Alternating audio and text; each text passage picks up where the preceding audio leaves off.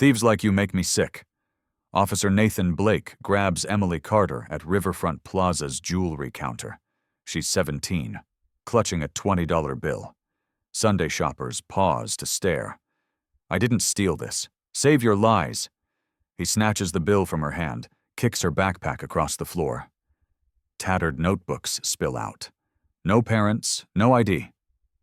You're coming with me. My mom works at Camp Lejeune. I can call her. Blake turns to the crowd with a cruel smirk. This kid wants me to believe her mama's military. What's next? She gonna parachute in wearing combat boots? The crowd murmurs. Some chuckle. Emily's cheeks burn. Her hand slips to her phone in her pocket. One text sent without looking. Then she goes still. That message just sealed his fate. The crowd parts as Blake drags Emily through the plaza toward the exit. Her sneakers squeak on polished tiles.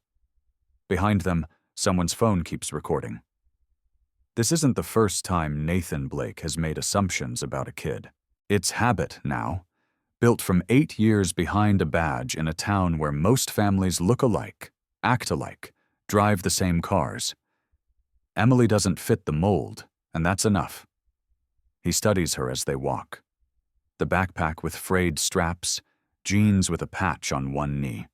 Not the trendy kind, but the kind sewn to extend the pant's life. No smartphone case, just a cracked screen. Her hair needs a trim. Her jacket is 2 sizes too big, likely a hand-me-down. Blake's mental file builds itself. Single-parent household. Mom works double shifts somewhere, probably retail or food service. Kid gets unsupervised time, makes bad choices. Classic pattern. He's seen it 100 times.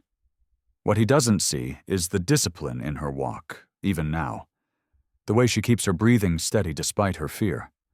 The muscle memory of someone taught to stay calm under pressure. Officer Harris. Blake calls into his radio. I'm bringing in a juvenile, suspected theft. Meet me at the cruiser. Emily's voice is quiet, but firm. I told you the truth. My mom is Lieutenant Colonel Sarah Carter. She's at Camp Lejeune. If you just let me call her Lieutenant Colonel. Blake shakes his head. Kid, I don't know what movies you've been watching, but this ain't helping your case. He opens the patrol car's back door.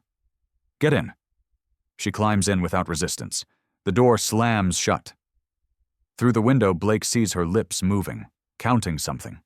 1, 2, 3, 4, over and over. He mistakes it for panic. It's not. 20 miles away at Camp Lejeune's Special Operations Command building, a Pentagon priority alert pings on 3 screens at once. The message is brief. Dependent in distress. Civilian PD custody. Immediate response required. A colonel in desert tan fatigues reads it twice, then moves. Blake has 15 minutes before his world collapses. The Brookhaven Police Department smells of burnt coffee and industrial cleaner. Emily sits in a plastic chair in the lobby, her confiscated phone somewhere behind the front desk, her torn birthday card pieces tucked carefully in her jacket pocket.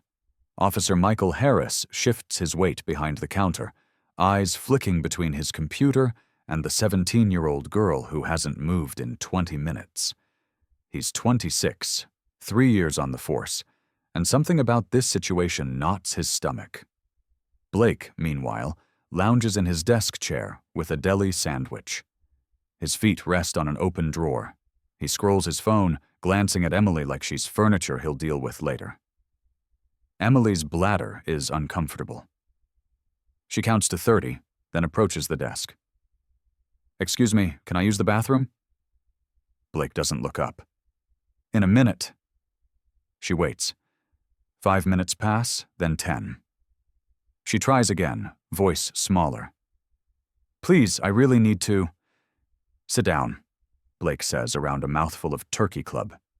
You're not going anywhere until your parent or guardian shows up. If they show up.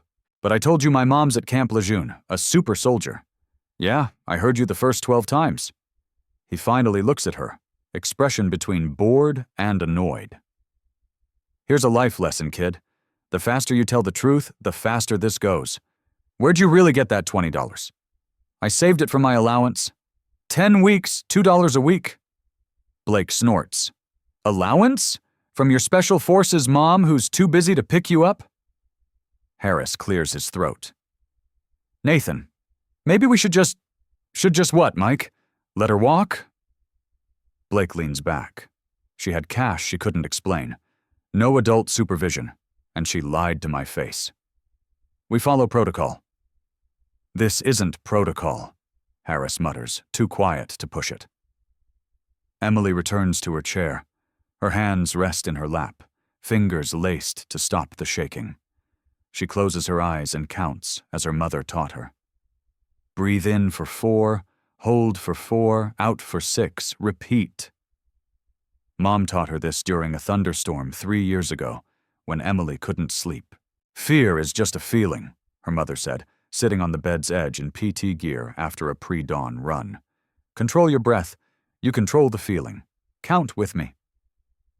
Emily counts now. 1 breath, 2, 3. Outside, a black Ford F-250 pulls into the lot. The diesel engine cuts off. A woman steps out in desert tan fatigues, boots hitting asphalt with purpose.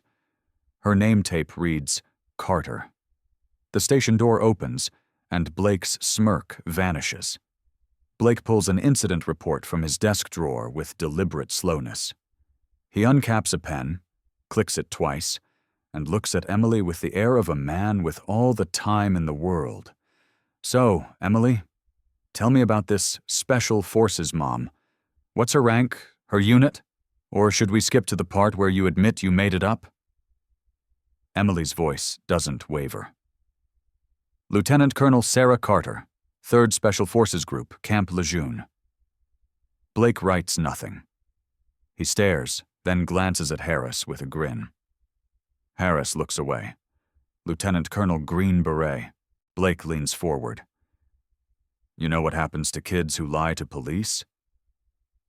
It goes on a record. A permanent record. Colleges see it. Toss your application in the trash. Emily's fingers dig into her thighs. She's 17. He's an adult with a badge. She doesn't know enough to call him a liar. Let's start with basics. Home address. She recites it. Your mother's full name, Sarah Ann Carter. And your father? Emily's voice softens. He passed away when I was 5. Afghanistan.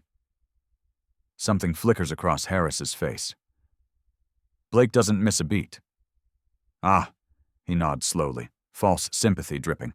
So, Mom's real busy, huh? Gone all the time? That why you make up stories, sweetheart? Need attention? Emily's jaw clenches. She stares at a spot on the wall behind him and says nothing. Mike, Blake says loudly, write this down.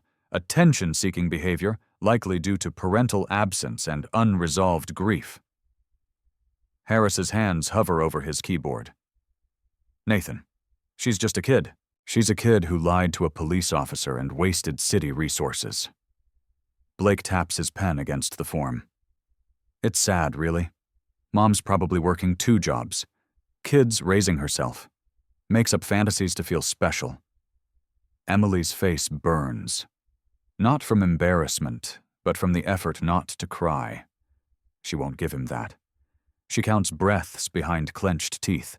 4 in, hold, 6 out. The station's AC rattles and dies. The air grows stuffy.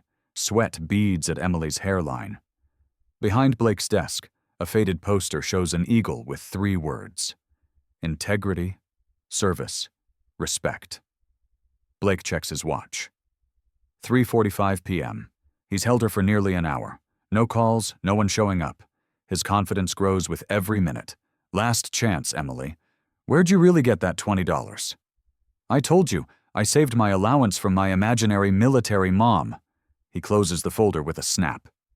If no one shows up in 15 minutes, I'm calling Child Protective Services.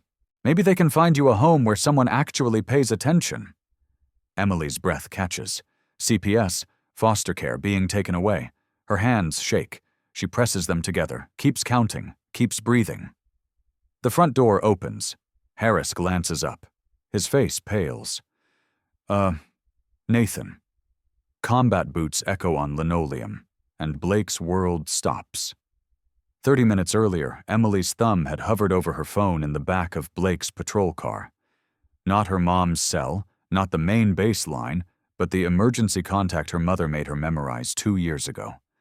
The one she said to use only if something was truly wrong. The text was simple. Detained by police. Riverfront Plaza. Officer hostile. Need you. She hit send and watched the message vanish into whatever system her mother had set up for emergencies. What Emily doesn't know is that her text didn't just go to a phone. It triggered an alert in the Joint Operations Command Priority Channel, a system for dependents of high-clearance military personnel in crisis, kidnapping, assault, or imminent danger. At Camp Lejeune, 15 miles from the plaza, a Pentagon duty officer sees the alert flash red across his screen. He reads it once, twice, then forwards it to Colonel Sarah Carter's Tactical Operations Coordinator. Carter is in a windowless briefing room with 3 NATO advisors, discussing classified equipment transfers and training protocols. Her phone, set to silent except for priority alerts, vibrates once against the table. She glances down, reads the message, her face going still. The NATO colonel, mid-sentence, notices. Is everything... Excuse me. Carter stands, voice level but final. Family emergency. We'll reschedule. She's out the door before anyone responds, already dialing her aide. I need a vehicle and my Class A's now. 5 minutes. Her aide knows better than to ask questions. Yes, ma'am. Carter's hands don't shake as she swaps training fatigues for her dress uniform, the one with ribbons, tabs, and proof of who she is. Her movements are efficient, automatic, but her mind is a razor. Someone touched her daughter. Someone detained her, scared her enough to use the emergency protocol. Someone looked at Emily and decided she was lying, decided she didn't matter. Carter's jaw sets as she slides behind the wheel of the F-250. She doesn't speed. Military discipline runs deeper than emotion. But her knuckles are white on the steering wheel. They think I'm a lie. She thinks, they'll learn I'm a guarantee. Back at the station, Emily sits in that plastic chair, Blake's threats about CPS still ringing in her ears. She decides, in the quiet of her own head, she will not cry. She will not beg. She will not give him the satisfaction of breaking her. Mom taught her control. Control your breath. Control your fear. Control what you can control. Emily breathes. 4 counts in. Hold. 6 counts out. Her hands rest steady in her lap. Now she meets Blake's eyes when he looks at her, doesn't flinch when he smirks. Blake mistakes her silence for defeat. It's not. It's patience. The front door opens. Boot heels strike linoleum in a rhythm like a countdown. Harris looks up and freezes. His face shifts from confusion to recognition, to something close to horror. Colonel Carter walks in, and the air itself changes pressure. Colonel Sarah Carter steps through the door in full battle dress uniform, desert tan fatigues, boots polished to a mirror shine, rank insignia sharp on her chest. The Ranger tab, airborne wings, bronze star catching fluorescent light. The station goes silent. Even the phone seemed to stop ringing. Carter's eyes find Emily first. A quick visual assessment, posture, face, hands, checking for injury, for trauma. Emily sits up straighter, meets her mother's gaze, gives the smallest nod. I'm okay. Only then does Carter turn to Blake. Her voice is quiet, controlled, colder than any shout. Officer, explain why my daughter was detained. Blake's smirk wavers but holds. He stands, trying to reclaim authority through height. Ma'am, Your daughter was found with unexplained cash at a Plaza jewelry counter. We brought her here for her safety while we investigated possible theft. Theft? Carter's tone doesn't change. What evidence of theft did you observe? She had $20 and couldn't adequately explain. She's 17. How much explanation does a 17-year-old need to give an adult before you believe her? Carter steps closer. Not aggressive, just deliberate. What store reported merchandise missing? Blake hesitates. No store specifically reported, so no theft occurred. The situation was suspicious. Suspicious? How? Be specific. Blake's mouth opens, closes. He pivots. She was also trespassing earlier. Riverside Trail. There are private property signs posted. That trail's been public access for 6 years. City Ordinance 443. Would you like me to pull up the municipal code, or would you prefer to keep lying? The word lying lands like a slap. Harris's eyes widen. Blake's face reddens. Ma'am, with all respect, rank doesn't matter here. This is civilian jurisdiction. You're absolutely right, Carter says. Rank doesn't matter. Accuracy does. She places her military ID on the counter. You told my daughter she was lying about who I am. Was she? Harris picks up the CAC card with shaking hands. He reads the rank, reads it again. Nathan, he whispers. She's a lieutenant colonel. Blake glances at the card, then at Carter, his confidence cracking. Look, there may have been a misunderstanding. There was no misunderstanding. You made an assumption. Carter's smile is razor thin. I'd like to see the incident report now. Blake's hands tremble as he reaches for the folder. Blake fumbles with the folder on his desk. His hands aren't steady as he pulls out the form and slides it to Carter. She picks it up, reads in silence. Her jaw tightens as her eyes scan the words. Attention-seeking behavior, fabrication suspected, parental absence, unresolved grief. Carter sets the paper down with deliberate care. Officer Blake, before you wrote this assessment of my daughter's psychological state, did you confirm my identity? The situation seemed to indicate yes or no. Blake's throat works. No. Did you deny my daughter access to a bathroom while in your custody? Emily nods slightly. Carter's eyes flash something dangerous. Blake shifts his weight. She didn't ask. I asked twice, Emily says quietly, her voice stronger with her mother 3 feet away. Harris speaks up from behind his desk, voice tight. Nathan, she did ask. I heard her. Blake shoots him a look that could melt steel. Mike, answer the question, Carter says. Did you deny my 17-year-old daughter access to a bathroom? I told her to wait. For how long? Blake doesn't answer. Carter continues. You detained a minor without parental notification. You denied her basic needs. You accused her of a crime you couldn't substantiate.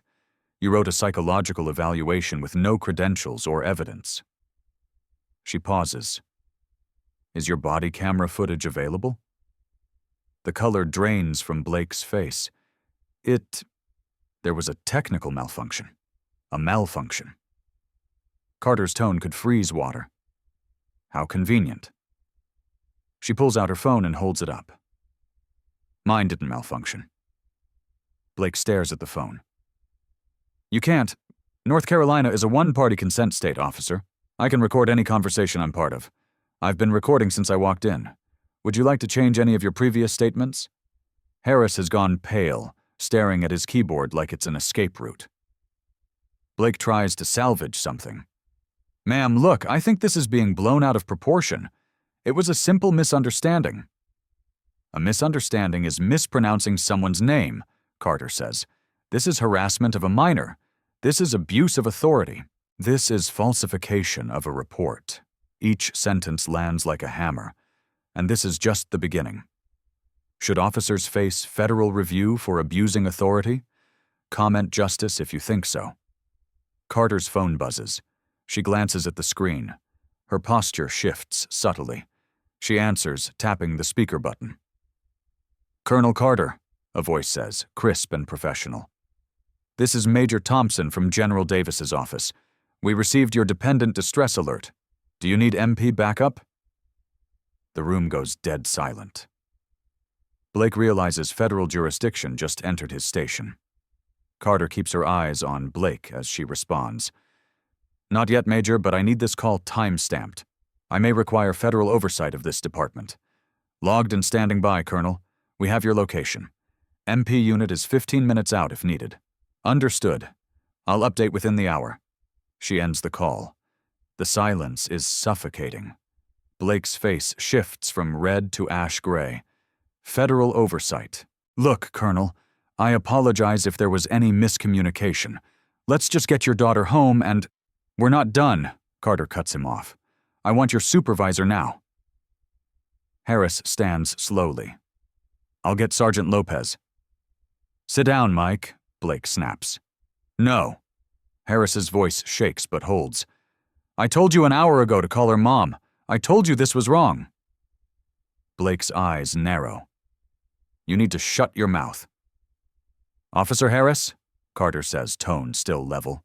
"What's your full name?" "Michael Harris, ma'am. Did you attempt to intervene when Officer Blake detained my daughter?" Harris swallows hard. "I suggested we contact you immediately." "He refused, but you didn't stop him." Harris looks at his hands. "No, ma'am, I didn't. That's complicity, Officer Harris. Remember that." The door to the back offices swings open. Sergeant Maria Lopez walks out, mid-40s, sharp-eyed, uniform crisp.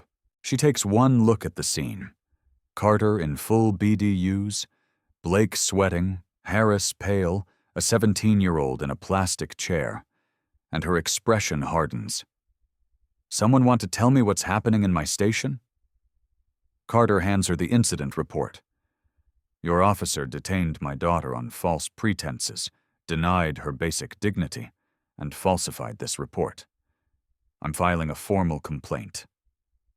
Lopez scans the document. Her jaw tightens with each line. When she finishes, she looks at Blake with something close to disgust. "My office, now. Sarge, it was just a misunderstanding.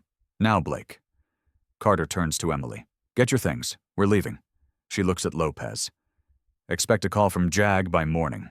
Judge Advocate General," she clarifies, though Lopez clearly knows.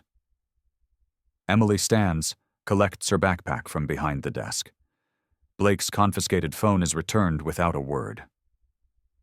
As they walk to the door, Carter pauses and glances back. "Sergeant Lopez, one more thing. Check how many other complaints Officer Blake has had dismissed internally. I have a feeling this isn't his first time." 3 days later, Brookhaven PD receives a certified DOD letter. Equipment suspension pending investigation. Carter's home office is quiet, save for her laptop's hum. It's late evening, nearly 10. Emily is asleep upstairs, finally calm after a hot shower and a grilled cheese sandwich her mother insisted on before any talk about what happened. Now alone, Carter allows herself to work. Her screen displays a database most police chiefs never see, the Department of Defense Law Enforcement Support Program. The header reads, DOD Liaison Officer, Police Equipment Transfer Oversight. Below, in smaller text, Authorized Personnel Only, TS-SCI Clearance Required.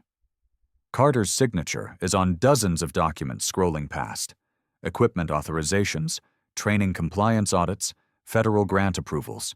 For 4 years, she's decided which police departments get surplus military gear and whether they're qualified to use it responsibly.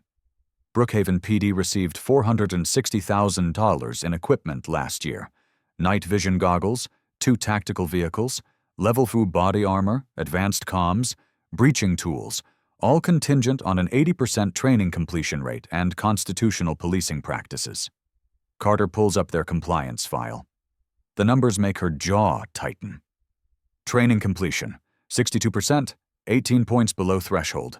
Excessive force complaints in 24 months, 18. Body camera malfunction rate, 34%. National average is 6. She clicks deeper, finds names behind the complaints. Nathan Blake appears in 3 reports, all 3 investigated internally, all 3 dismissed without discipline. The pattern isn't hidden. It's ignored. Carter opens a new window and types. Her fingers fly, building a report that will hit desks in Washington by dawn. She includes case numbers, dates, federal grant violations, and a detailed timeline of what happened to Emily. When she finishes, she saves the file and picks up her phone. First call, Captain Rivera. JAG Corps. Rivera answers on the second ring. Colonel Carter, burning the midnight oil? Rivera, I need a full audit of Brookhaven Police Department's federal contracts and equipment grants. Priority Alpha. Every training log, use of force report, every dollar they've received in 5 years. A pause. Kate, if you're personally involved, it could complicate. They put their hands on my daughter, humiliated her in public, lied on official reports. I want the audit initiated by morning. Rivera exhales. Understood. I'll have it on the secretary's desk by 0800, thank you. Second call. Carter scrolls to a contact labeled Laura Personal. Senator Laura Bennett answers immediately. Kate, it's late. Everything okay? No. Emily was detained by local police today, falsely. I need your committee to investigate police militarization abuse in Brookhaven. I'm sending you a full file. Bennett's voice goes cold. They touched Emily. They grabbed her in a plaza, accused her of theft with no evidence, held her for over an hour, mocked her when she told them to call me. I want hearings, Laura.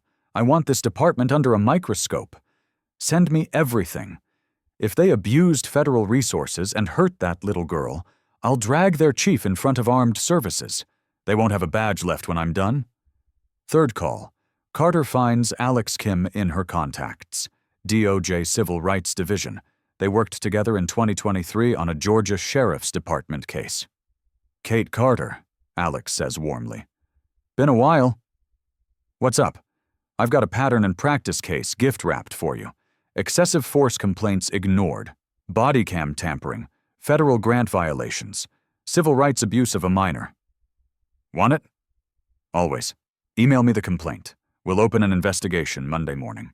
Carter ends the call and sets the phone down. 3 investigations in motion. DoD equipment audit, Senate committee inquiry, DOJ civil rights probe. She closes her laptop and sits back in the darkness. 20 miles away, Nathan Blake sits on his couch with his 3rd beer. His phone lights up with department group chat messages. He's been retelling the story for an hour, making it funnier each time. Military mom showed up in camo, LOL. Bet she drives a Prius with an army sticker. Did you salute her, bro? Blake grins and types back. She can wear whatever costume she wants. Doesn't change jurisdiction. His phone buzzes. Text from Sergeant Lopez. Need to see you tomorrow. Don't come in until I call. He frowns, but shrugs it off. Probably procedural. Woman probably filed a complaint. Lopez will smooth it over, like always. 3 days later, a certified letter arrives at Brookhaven PD at 9 a.m. Chief Daniel Hayes signs for it, opens it in his office, and reads the letterhead. Department of Defense, Office of the Inspector General. He reads the first sentence 3 times. Equipment transfer authorization suspended pending investigation into training compliance failures and credible civil rights violations. His hand shakes as he picks up his phone. $500,000 in federal gear, frozen with 1 letter. Chief Daniel Hayes stands behind his desk, holding the DoD letter like it might explode. His office is crowded. Sergeant Lopez sits in one chair, City Attorney Susan Klein in another. Nathan Blake stands near the door, arms crossed defensively, looking like he'd rather be anywhere else. Hayes reads aloud, voice tight with fury. Failure to maintain required training standards. Credible complaint of constitutional rights violation by officer under DoD oversight. Equipment transfer authorization suspended, effective immediately, pending full departmental audit. He sets the letter down and looks at each person in turn. When his eyes land on Blake, they're cold enough to freeze blood. Someone explain how we went from a routine plaza stop to losing $500,000 in federal equipment. Klein flips through her notes. The complainant is Lieutenant Colonel Sarah Carter, U.S. Army Special Operations Command. She's also the DoD liaison officer who oversees police equipment transfers for this region. She looks up. Which means she approved our gear in the first place. Jesus Christ, Hayes mutters. It gets worse, Klein continues. Senator Bennett's office called this morning. The Armed Services Committee is opening an inquiry into police militarization abuse. They named Brookhaven as a case study. Hayes closes his eyes. What else? Department of Justice Civil Rights Division opened a pattern and practice investigation yesterday. They're looking at every excessive force complaint we've had in 5 years. The room goes silent. Blake shifts his weight, face pale. Hayes finally speaks. Officer Blake, tell me exactly what happened. No spin, just facts. Blake clears his throat. Chief, I observed a juvenile with unexplained cash at a plaza jewelry counter. I detained her for questioning. She claimed her mother was military, which seemed unlikely given the circumstances. I brought her to the station to verify. Did you confirm her story before detaining her? Hayes asks. The situation required immediate. Yes or no, Nathan? No, sir. Did you turn off your body camera? Blake hesitates. There was a technical malfunction. I asked if you turned it off. Another pause. Yes, sir. Hayes' fist slams the desk, making everyone jump. You detained a 17-year-old girl, the daughter of a Pentagon liaison officer, without cause. You denied her access to a parent. You turned off your camera to hide it, and then you wrote a psychological evaluation with 0 qualifications. His voice rises. Do you have any idea what you've done to this department? Blake's jaw works. Chief, I was doing my job. Your job is to serve and protect, not humiliate children because they don't fit your assumptions. Hayes turns to Klein. What are we looking at legally? 3 separate federal investigations. Potential loss of all DoD grants, which fund 40% of our equipment budget. Civil lawsuit from Colonel Carter is likely, and depending on what DOJ finds, we could be placed under a consent decree. Consent decree, Hayes repeats slowly. Federal oversight for years, potentially 5 to 10 years. Yes. Lopez speaks up. Chief, there's more. I pulled Blake's file, 3 prior complaints, all dismissed internally without proper investigation. Hayes looks like he might be sick. Get out of my office, Blake. You're on administrative leave, full pay, but you don't set foot in this building until I complete the investigation. Chief, out. By day 2, the story breaks. Local news runs it first. Military mother exposes police department. Federal investigation launched. The segment shows stock footage of Camp Lejeune, the Brookhaven PD building, and a carefully worded summary that avoids naming Emily but makes the power dynamic clear. By day 3, it's regional. Lieutenant Colonel triggers DoD audit after daughter detained. Someone leaked Blake's incident report. The redacted version hits social media by day 4, and the internet does what it does. Twitter explodes.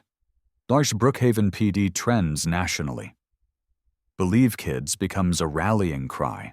Threads dissecting the case accumulate thousands of retweets. Reddit's r/justice served thread hits 80,000 upvotes in 24 hours. Top comment?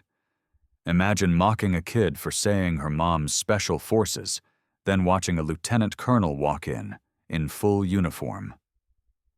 Chef's kiss. TikTok picks it up next. Emily's story, told without showing her face, gets 4 million views in 3 days. The audio clip of your mama's in the military? She gonna parachute in wearing combat boots? becomes a meme for instant karma moments. Carter declines every interview request. Her public affairs officer releases a statement. Colonel Carter has full confidence in the ongoing federal investigations and will not comment further. But the silence fuels the story. Nathan Blake's life becomes a fishbowl. Administrative leave means he's home all day, watching his name torn apart online. His union rep gives him the harsh truth over coffee at a Denny's far from Brookhaven. Nathan, I'll defend you because it's my job. But if they prove you turned off your body cam intentionally, there's nothing I can do. That's tampering with evidence. Blake stares into his coffee. It was just a simple stop. Well, it's not simple anymore. His phone buzzes with messages from other officers. Most are supportive publicly, but he notices who's stopped responding in the group chat, who's distancing themselves from the fallout. His wife asks him one night after the kids are in bed, "Why didn't you just let her call her mother?" He has no answer. The internal affairs interview. The IA interview happens in a neutral room at City Hall, not the police station. Emily sits between her mother and a victim's advocate from the state attorney general's office. The investigator, a woman named Rachel Torres, has kind eyes, but asks direct questions. Emily, did Officer Blake threaten you? Emily thinks carefully. He didn't hit me, but he said I'd have a record that colleges would see. I'm 17. I didn't know if that was true. The advocate leans forward. That's coercion of a minor. Textbook intimidation. Torres makes a note. Did he deny you access to a bathroom? Yes, I asked twice. He said in a minute, but never let me go. How long were you there? Over an hour, I think. Carter's hand rests on Emily's shoulder, steady and grounding. Torres's expression doesn't change, but her pen moves faster. Thank you, Emily. You're very brave. Later, Torres interviews Michael Harris separately. He sits alone, no union rep, no partner, just him and the truth he's been avoiding.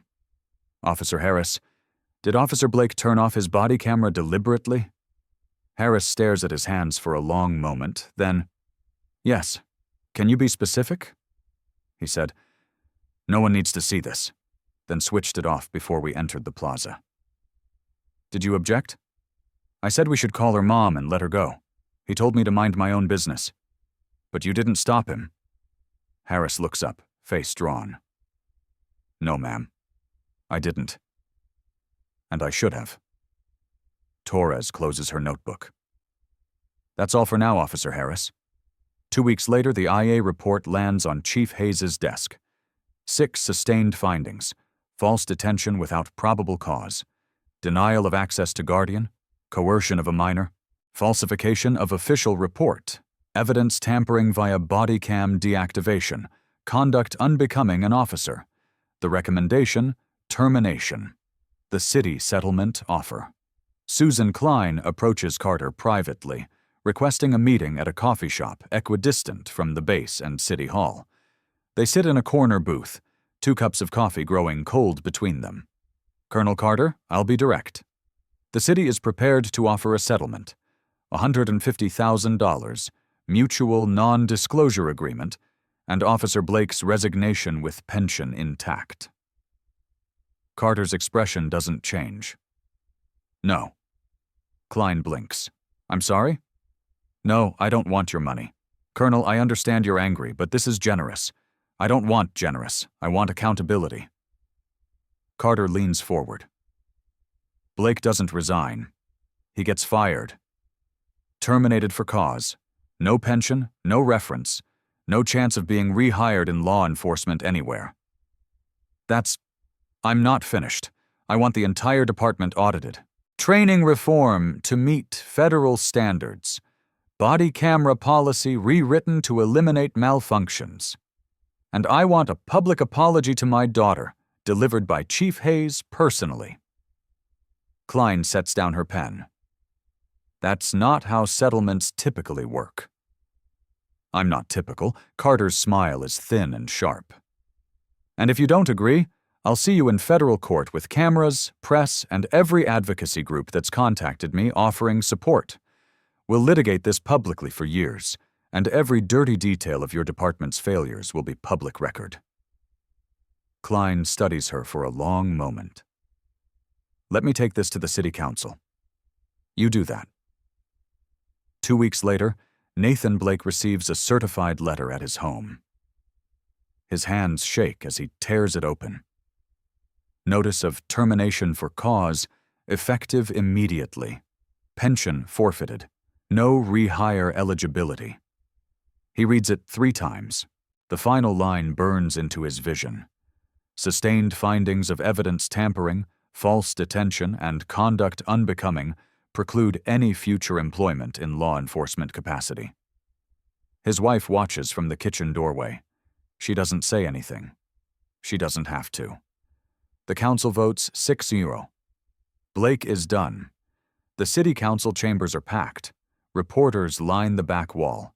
Activists in Believe Kids shirts fill the front rows. Nathan Blake sits beside his union attorney, Roger Coleman, looking 10 years older in an ill-fitting suit. Chief Hayes reads from the podium. Officer Nathan Blake has served 8 years.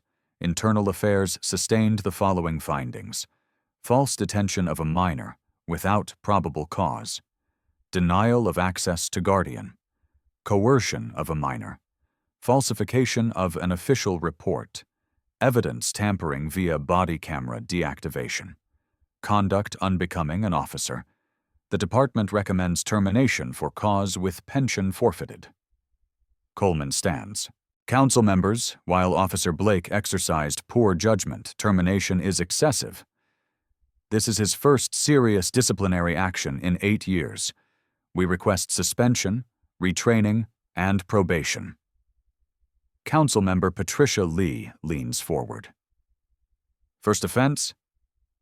The IA report shows 3 prior complaints dismissed internally without independent oversight. That's protecting your own, not justice. The gallery murmurs agreement. Councilmember Robert Chen adds, Officer Blake said, "No one needs to see this before turning off his camera. That's premeditation.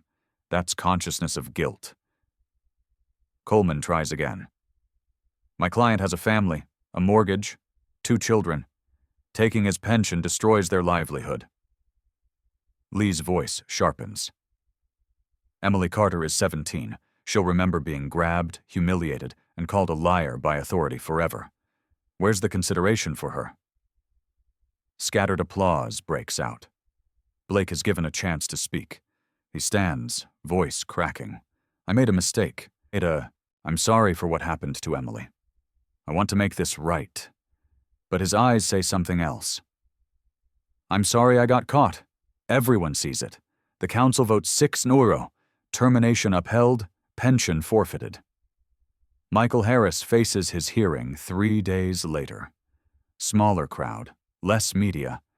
His punishment: 6-month suspension without pay, mandatory training, 2 years probation. 1 more complaint, and he's permanently terminated. Afterward, he finds Carter outside. "Ma'am, I should have stopped him. I knew it was wrong. I'm truly sorry." Carter studies him. "Yes, Officer Harris, it is on you. Don't let it happen again. I won't, ma'am." He walks away alone. 1 month later, Nathan Blake sits in a cramped apartment 30 miles from Brookhaven, scrolling job sites. He had to sell his house. Security firms rejected him. They Googled his name. Private investigation, rejected. Retail management, rejected. His wife filed for separation. "I can't watch you destroy yourself and take us with you." His kids live with her now. Supervised visits every other weekend. They look at him like a stranger. He opens Facebook. Someone tagged him. The comments are brutal. "Hope this guy never works again. That 17-year-old had more integrity. Power-tripping coward got what he deserved." He closes the laptop, sits in silence. His neighbor's TV bleeds through thin walls. He thinks about Emily, about laughing when she said her mother was Special Forces, the certainty he felt that she was lying. He was so sure. I thought I was teaching her respect, but I didn't respect her enough to check if she was telling the truth. He doesn't find redemption, doesn't apologize properly, doesn't volunteer or make amends. He just sits there, alone, unemployed, broke, forgotten. His phone buzzes. Another rejection email. He doesn't open it. Some people learn from their mistakes. Some just lose everything and never understand why. Nathan Blake lost everything, and somewhere deep down, in a place he won't examine, he still thinks it wasn't his fault. One man falls, but the system that protected him faces judgment. 6 months after Emily's detention, the Department of Defense releases its findings on Brookhaven Police Department. The report is damning. Equipment revoked. $300,000 in night vision devices and tactical vehicles pulled immediately. The department has 30 days to return everything or face federal prosecution. New nationwide stipulations.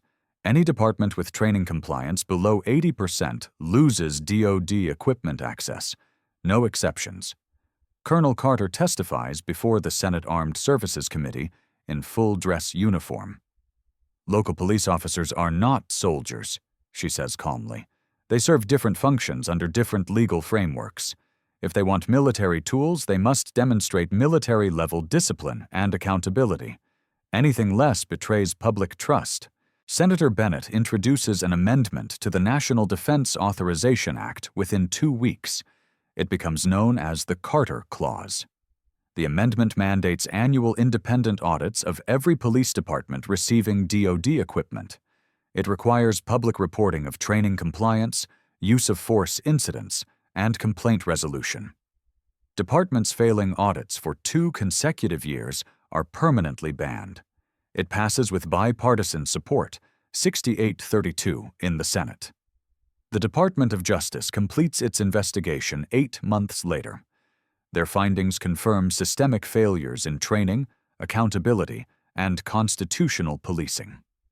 Brookhaven PD is placed under a federal consent decree for 5 years. Independent monitor assigned with authority to review every use of force incident. Body camera use mandatory. Footage auto-uploaded to secure cloud storage. No manual shutoffs. No malfunctions. Bias training every 6 months by outside experts. Community Oversight Board established with veto power over use of force policies. Chief Hayes retires 2 weeks after the decree is signed. The city hires Angela Torres from Oregon, known for reform work. Her first act, require every officer to recertify in constitutional policing. 12 officers resign rather than comply. The department is better for it. Emily's case becomes legal precedent within a year, cited in 12 other lawsuits for false assumption-based detentions. A nonprofit forms the Believe the Kid Coalition. They provide free legal advice to minors during police encounters and distribute Know Your Rights materials in schools. Carter's story appears in Military Times, The Colonel Who Held the Line at Home. It goes viral across bases worldwide. Army Recruiting produces a new video featuring service members with their children. The tagline, "When you serve, we serve too, and we protect our own." Applications from military spouses for law enforcement oversight positions increase 40%. The story becomes larger than one girl, one officer, one department. It becomes a symbol of what accountability looks like when pursued with precision and determination. Change is slow, systems resist. But Emily Carter's name is now attached to that change. A reminder that even a 17-year-old's truth can move mountains when someone with power believes her. For Emily and her mother, life must return to normal. Forever changed. 1 year later, Sunday morning sunlight filters through the kitchen windows of the Carter house. Emily sits at the table eating cereal, now 18 years old, scrolling through her laptop with the casual confidence of someone who survived something difficult and came out stronger. Carter sips coffee at the counter, reviewing routine military reports. Life has returned to its rhythm. Deployments, briefings, training schedules. The crisis has faded into memory, leaving only the lessons. "Mom," Emily says without looking up, "there's a National Youth Leadership Conference next month. Applications are due in 2 weeks. You applying?" "Yeah." The essay question is, describe a moment that taught you resilience. Carter smiles into her coffee. "Sounds like you've got material." Emily grins back. "Maybe a little. The weight of that day at the plaza still exists, but it's lighter now. It doesn't crush her. It's just part of her story. The chapter where she learned truth is worth defending, even when no one believes you. She learned something else too, that her mother would move heaven and earth to protect her. That courage isn't the absence of fear. It's counting your breaths and waiting for the right moment." An unexpected letter. The mail arrives mid-morning.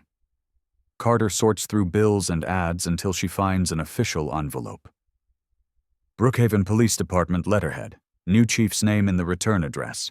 She opens it carefully. Inside is a handwritten note on department stationery.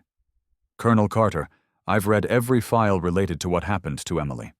What your daughter experienced was inexcusable, and I cannot undo it. But I can commit to ensuring it never happens again to any child in this community. Under the new Oversight Board, we've implemented the Verify Before Assume protocol. Officers must now confirm claims and contact guardians before taking any detention action involving minors. The protocol requires documented proof of reasonable suspicion, not assumption. Informally, around the station, officers call it the Carter Rule. I hope that's acceptable to you and Emily. We're not perfect yet. We're still learning, but we're trying to be better than we were. Respectfully, Chief Angela Torres." Carter reads it twice, then shows it to Emily. Emily reads in silence, then looks up. "Cool. But I hope nobody else has to go through what I did for them to figure out basic decency. That's the point of change, kid," Carter says quietly. "We push hard so the next person doesn't have to, so the system bends before it breaks someone else." Emily nods slowly. "Do you think it'll actually stick? Or will they forget once everyone stops paying attention? That's why we stay vigilant. Change requires maintenance. The moment we stop watching, old habits creep back in. Evening finds them on the front porch. Golden hour light paints everything warm and soft. A neighbor kid rides past on a bike, carefree and unaware. No police in sight to question his right to exist in public space. Emily watches the kid disappear around the corner. Do you think Officer Blake ever really understood what he did wrong? Carter considers the question carefully. Maybe not. Some people are more invested in being right than being better. But here's what matters. The system understood. One bad cop is a problem we can solve by firing him. A system that protects bad cops. That's a crisis. That's what we had to fix. So, did we fix it? We started the fix. Real change is generational, Emily. It takes decades of consistent pressure. We pushed one domino. Others have to keep pushing. They sit in comfortable silence, watching the sky shift from gold to pink to purple. Carter breaks the quiet. You stood up when it mattered most. Even when I wasn't there yet. Even when you were scared and alone and no one believed you. I'm proud of you. Emily leans into her mother's shoulder. Learned it from watching you, Mom. Carter wraps an arm around her daughter and holds on tight. Some victories are loud and dramatic. Others are quiet moments on a porch. A child safe and whole, a system slightly more just than before. This is both. Emily Carter's story isn't unique. It's not even rare. Across this country, thousands of children face authority figures who refuse to listen. Not because the kids are lying, but because adults have decided what's true based on appearance, assumptions, and prejudice. Most of those children don't have a mother with Pentagon connections. Most don't have access to federal investigations or Senate hearings. Most suffer their humiliations in silence, learning early that the system doesn't protect people like them. But every now and then, someone picks the wrong target. Every now and then, the truth walks through the door wearing combat boots and carrying power that can't be dismissed or ignored. Emily's case became a catalyst because her mother had resources most don't. But the principle applies universally. Children deserve to be believed until proven otherwise, not suspected until proven innocent. Every bully's downfall starts the same way. One person refuses to back down. One person says no more, and means it. One person has the courage to make noise until someone with power listens. Want to see more stories where bullies face real consequences? Subscribe and hit the notification bell. The next story drops in 48 hours. And trust me, you don't want to miss it. If this story reminded you that accountability still matters, that justice can prevail when good people refuse to stay silent, then share it. Send it to someone who needs to hear it. Tag someone who's been underestimated and proved everyone wrong. And remember, the badge doesn't grant righteousness. The uniform doesn't guarantee integrity. Real power comes from standing firm in your truth and refusing to let anyone make you small. This isn't the end of the story. It's the beginning of what happens when truth meets visibility. We believe exposure is the first step to transformation. Subscribe and stay tuned, because the next story might be yours.